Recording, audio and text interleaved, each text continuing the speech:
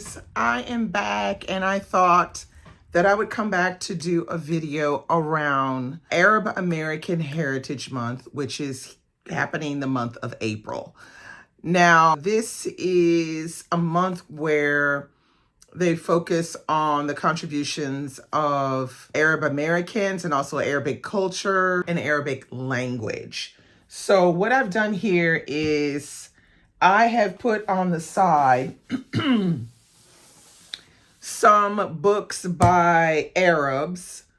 Some of them may be Arabic American, and others may just be from Arabic countries, because I feel like we don't highlight or spotlight enough Arabic literature in general as a whole.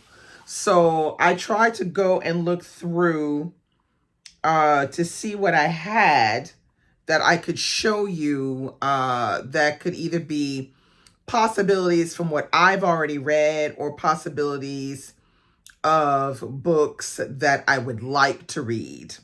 So we're going to start with the first one on my list, which is Cities of Salt. This is by Abderrahman Munif. And this is the Cities of Salt trilogy. And it takes place in a unnamed Persian Gulf kingdom in the 1930s. Now, this is quite the chunker, but this is a book that I've been wanting to read. I found book 2 of this trilogy in a sale in Paris a long time ago, and I bought it. It was only like, I don't know, like half a euro or something, 50 cents or euro. So I picked it up, and then I tried to find book 1, and I finally found it, and this is book 1. It is quite the chunker. It's at like 600 and something. But this author, Abderrahman Munif, is a very prolific writer and an important Arabic writer. So it says, set in an unnamed Persian Gulf kingdom in the 1930s, this remarkable novel tells the story of the disruption and diaspora of a poor oasis community following the discovery of oil there. The meeting of Arabs and the Americans who, in essence, colonized the remote region is a cultural confrontation in which religion, history, superstition, and mutual incomprehension all play a part. So, yeah, I would love to get to this one this year, but I'm not quite sure that's possible. I might have to save this one for next year, because I feel like if I read book 1 and I really love it, I really want to continue on and read 2 and 3. Okay, the next one I have is this one right here, which is called Second Person Singular by Syed Kashua. Syed Kashua is a Palestinian writer, if I'm not mistaken. And this book, I picked up this book a hell of a long time ago and have not read it yet. I might need to do something about that this year. This came out in 2010. Syed Kashua is the author of novels Dancing Arabs and Let It Be Morning, which was shortlisted for the Impact Dublin Literary Award. Kashua writes a weekly column for Haaretz and is the creator of the popular sitcom Arab Labor. He lives in Jerusalem, and this is called Second Person Singular. So this one, it says, Second Person Singular follows 2 men, a successful Israeli Arab attorney and a social worker turned artist, whose lives intersect under the most curious circumstances. The lawyer has a thriving practice in Jerusalem and a fulfilling family life. On one fatal evening, he visits his local bookstore to pick up a used copy of Tolstoy's The Kreutzer Sonata, a book his wife recommended. He finds a note inside, a love letter in Arabic in her handwriting. Consumed with suspicion and jealousy over the presumed betrayal, the lawyer decides to track down the book's previous owner, a man whose identity is more complex than imagined and more closely aligned with his own. So yeah, this one is one when it came out, I was immediately taken and wanted to read this one. So that's the second person singular. Okay, the next one is The Lemon by Mohammed Mrabet, and it's translated by Paul Bowles. This one is Mohammed Mrabe was born in Tanger around 1940. In 1965, he met the American composer, writer, and translator Paul Bowles, who has since taped and translated numerous strange legends and lively stories recounted by Mrabe into his own inimitable prose. Okay, so this one is called The Lemon. It says, this powerful and shocking narrative recounts the adventures of Abdeslam, a precocious 12-year-old Moroccan boy who runs away from his home in the Rif Mountains to Tanger. There he struggles to retain his childlike innocence and native pride while striving to support himself in the corrupt and decadent international port. He takes up with a longshoreman and soon meets a rogues gallery of friends, mostly hustlers and down and outers. With his characteristic brilliance and streetwise charm, Mrabe develops the novel's ambiguous theme of the necessity of violence to retain one's innocence.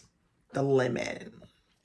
Now this one, I purchased this one a while ago as well. This one is hella old. Yeah, it's hella old. But you probably saw this when you saw me cleaning out my bookshelves.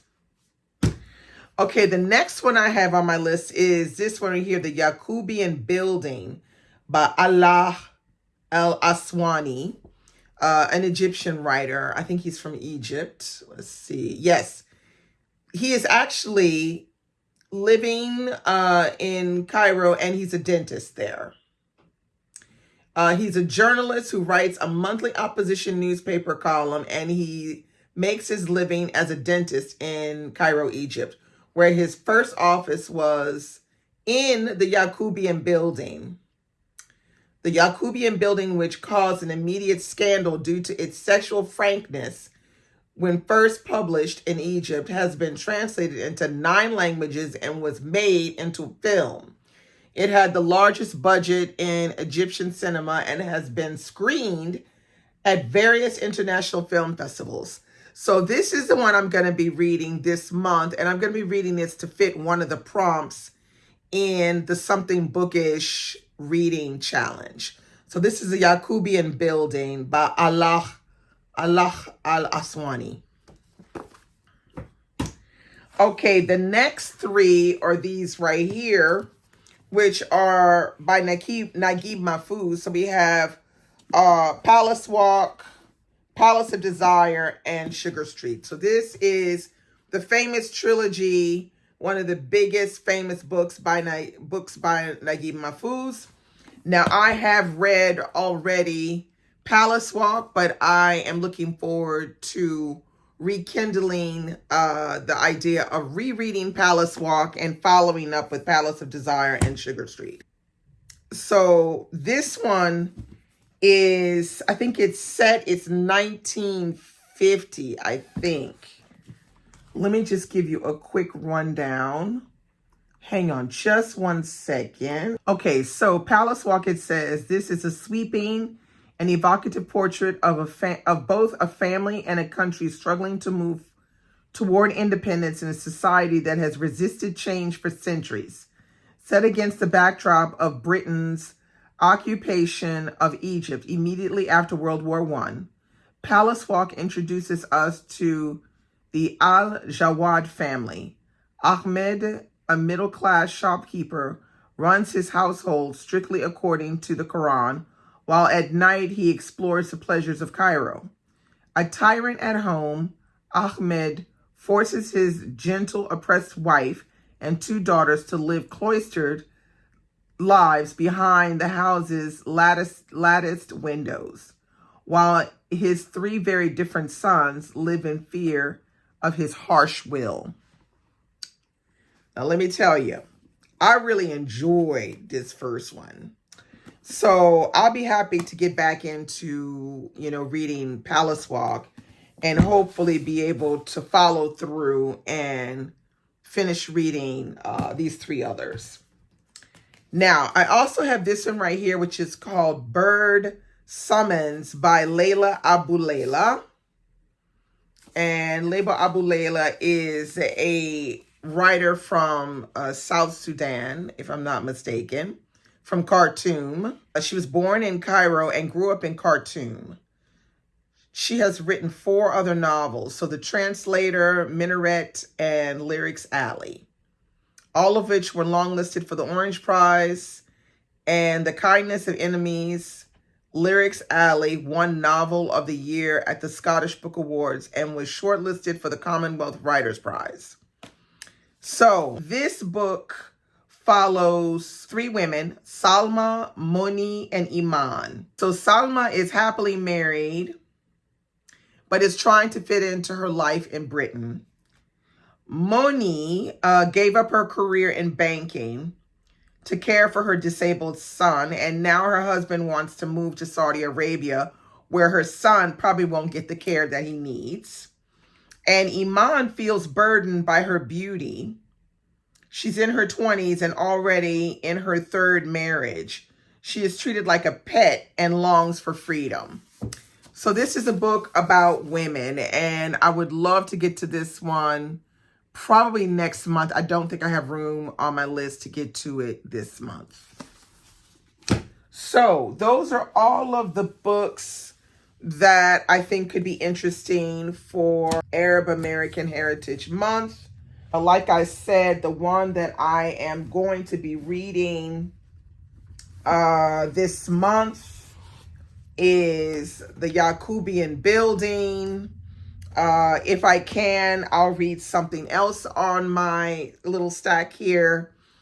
But I urge everybody to try to pick up at least one book by an Arab writer or Arab American writer this month, because it could be a real experience in diversity within your reading. So that's all I have for you today. I hope you enjoyed this. Let me know below if any of these speak to your spirit, and if so, which one. Or let me know if there's any of these that you've read and you liked or didn't like. Let's have a chat below. I'll talk to you real soon with another video. Bye.